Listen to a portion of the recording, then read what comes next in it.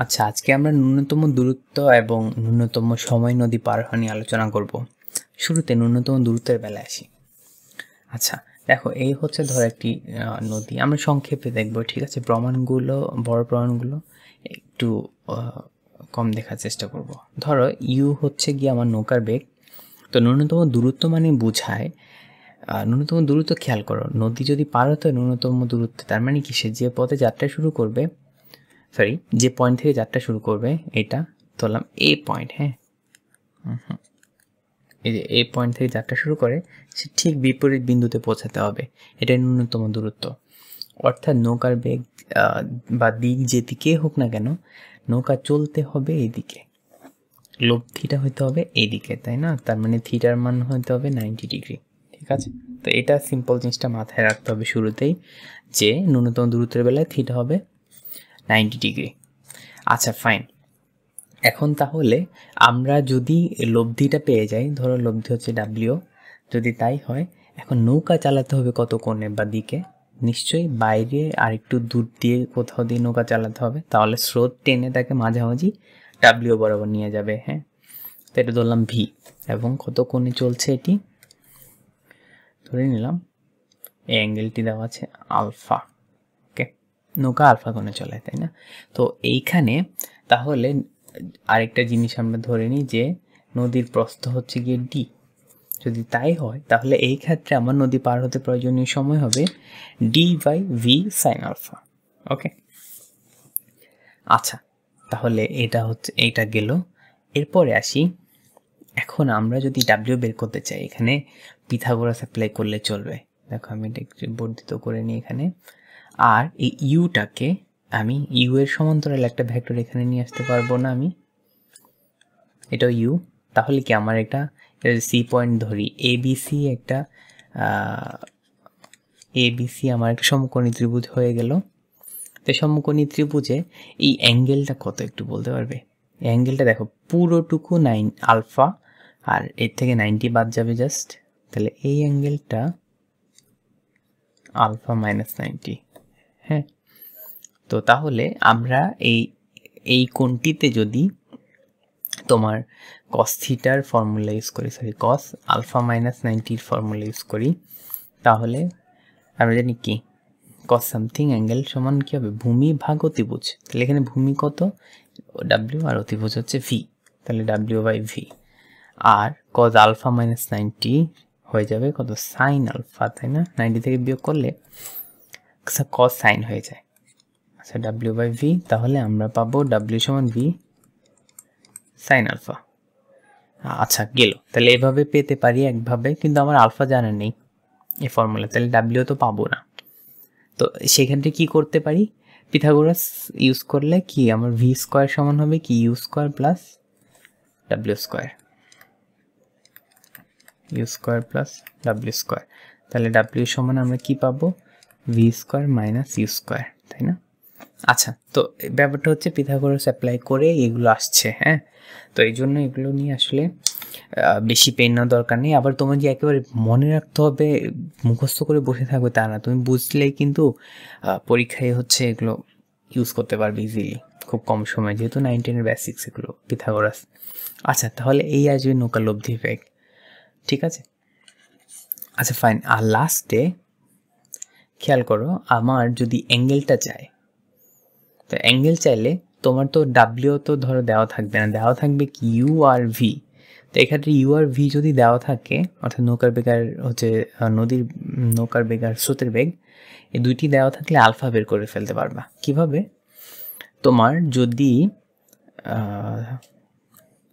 এখানে খেয়াল করো, আমি যদি এইটা চিন্তা করি, এই অ্যাঙ্গেলটা, এই অ্যাঙ্গেলটুকু কত বলতে পারবে? আমার দেখো এই অ্যাঙ্গেলটা, আমার এই যে এ অ্যাঙ্গেল আমি এই পাশে লিখি, অ্যাঙ্গেল এ কত ছিল আমার, আলফা মাইনাস 90, তাই না?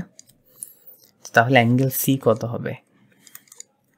অ্যাঙ্গেল সি আলফা হয়ে যাবে, কারণ এটা আবার হচ্ছে 90 ডিগ্রি, তাহলে অ্যাঙ্গেল সিটা হচ্ছে কি আলফা। তো আমি যদি কজ আলফা করি, দেখো কি হয়, কজ আলফা সমান এই যে ভূমি ভাগ এই যে অতিভুজ। তাহলে ভূমি কত ছিল আমার, ইউ,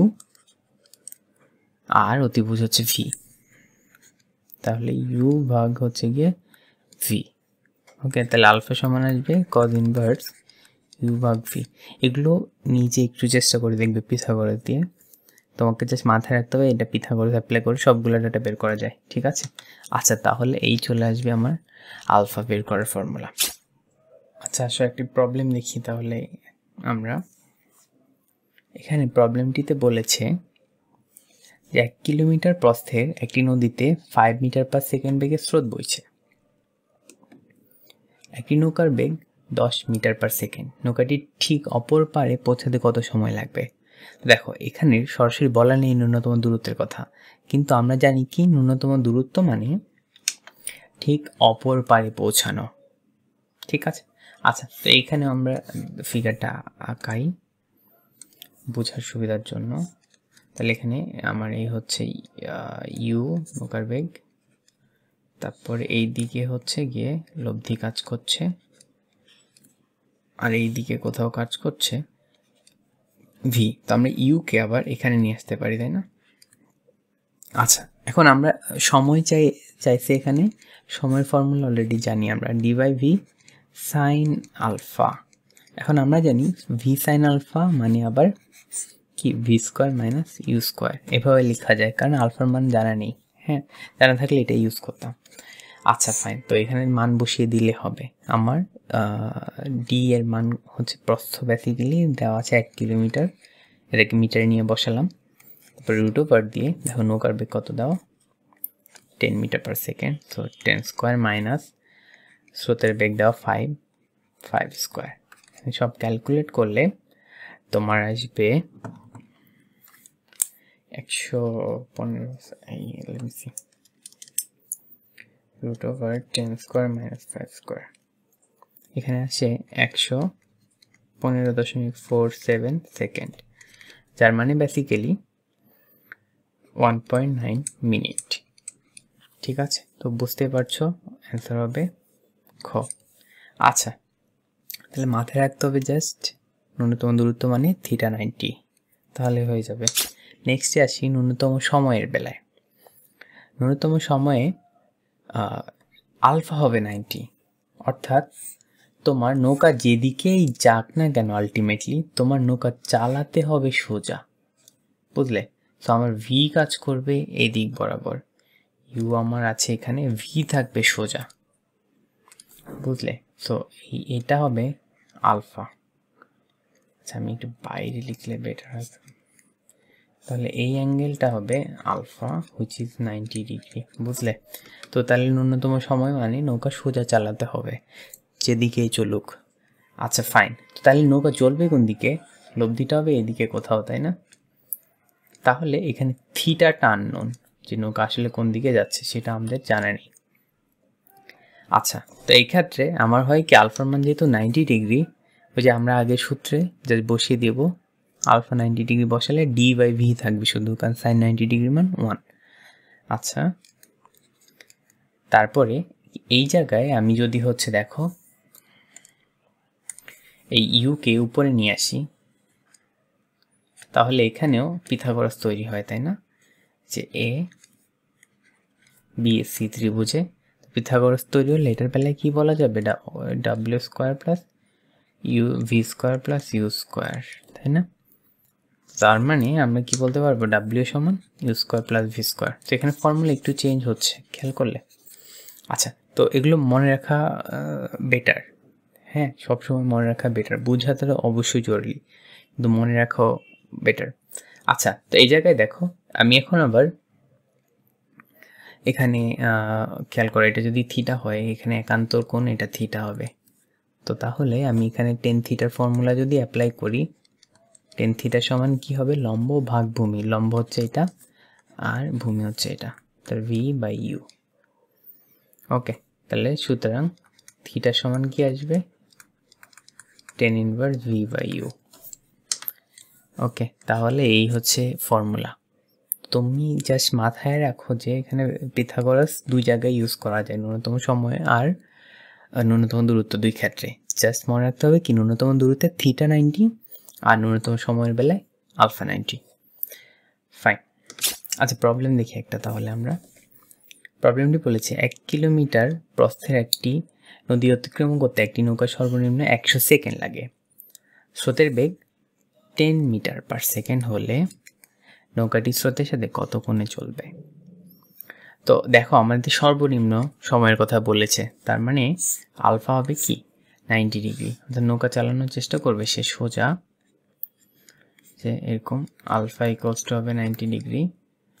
ওকে, তো আমার ইউ হচ্ছে এদিকে হবে, তো নৌকা লব্ধিটা হবে এই দিক বরাবর কোন একদিকে, ঠিক আছে। তো আমি এখানে লিখি, আর এই ভি যদি এটা হয় ভি এর প্যারালাল, এখানে আবার ভি নিয়ে আসলাম, তো এইটা হচ্ছে কি আমার থিটা, তাই না? এই লব্ধি ডাব্লিউটা কোণ তৈরি করছে স্রোতের সাথে, সেটা আমাদের জানতে চেয়েছে। এখন আমরা থিটার ফর্মুলা কিন্তু একটু আগে দেখে এসেছি, যে টেন থিটা দিয়ে, টেন থিটা সমান কি লম্ব বাই ভূমি, মানে ভি উপরে নিচে ইউ, ভি বাই ইউ, অর্থাৎ থিটা সমান আমাদের এসেছিল tan inverse V by U, তাই না? এখন এখানের ঝামেলাটা কি বলতো, আমার স্রোতের বেগ দেওয়া আছে, স্রোতের বেগ 10 দেওয়া আছে ফাইন, কিন্তু ভি দেওয়া নেই, নৌকার বেগ দেওয়া নেই। তাহলে ভি আমরা বের করতে পারবো বাকি ডাটা থেকে। বাকি ডাটায় কি কি দেওয়া আছে? নদীর প্রস্থ ডি আর টি মিনিমাম দেওয়া আছে। এখন আমরা টি মিনিমামের ফর্মুলা দেখেছি যে কি, জাস্ট ডি বাই ভি এক্ষেত্রে। হ্যাঁ, তো এখানে ভ্যালুগুলো বসাই দিই। আমার 100 সেকেন্ড হচ্ছে গিয়ে তোমার টি মিনিমাম দেওয়া আছে, আর ডি হচ্ছে 1 কিলোমিটার বা 1000 মিটার। এখান থেকে ক্যালকুলেট করলে কত হবে বলো তো? ভি সমান হবে 10, তাই না? আচ্ছা, তো ভি সমান 10 এখানে এখন যদি বসিয়ে দিই, 10 ইনভার্স 10 বাই 10, ওকে, তাহলে মানে 10 ইনভার্স 1 আসে, হুইচ ইজ 45 ডিগ্রি। তাহলে আমাদের অপশন হবে ক। ওকে, নেক্সট ছোটোখাটো কিছু জিনিস বলে দিই। ধরো দুটি ভেক্টর দেওয়া আছে আমার এ আর এদিকে ভি, এদের এই যে এ আর ভি, এদের সমান্তরাল দিকে যদি একটি একক ভেক্টর বের করতে বলে, সেটি সূত্র হচ্ছে এটা। ওকে, আচ্ছা, আর যদি এমন হয়, জাস্ট মাথায় রাখো এটা কি করছে এখানে, যোগ অথবা বিয়োগ যে কোনো একটি করা যায়, সেটাকে তার মান দিয়ে ভাগ করে দিচ্ছে। আর লম্ব একক ভেক্টর যদি বের করতে বলে, একটা ভেক্টর এই যে এ আর বি দেওয়া আছে আমাদের, বলেছে লম্ব দিকে একক ভেক্টর বের করতে। এখন লম্ব দিকে ভেক্টর পাবো কিভাবে? এ ক্রস বি করলে, তাই না? তো এখানে এ ক্রস বি করে এ ক্রস বিকে তার মান দিয়ে ভাগ করে দিতে হবে, তাহলে আমরা লম্ব একক ভেক্টর পেয়ে যাব। তো প্লাস মাইনাস কেন? নিচে হতে পারে, তো আমরা জানি না কোন দিক হবে। আচ্ছা, ও ডান হাতে স্ক্রু নিয়ম অনুযায়ী হবে, তাই না? আচ্ছা, তো প্লাস মাইনাসের কারণেই। ঠিক আছে, আজকে এ পর্যন্তই থাকুক।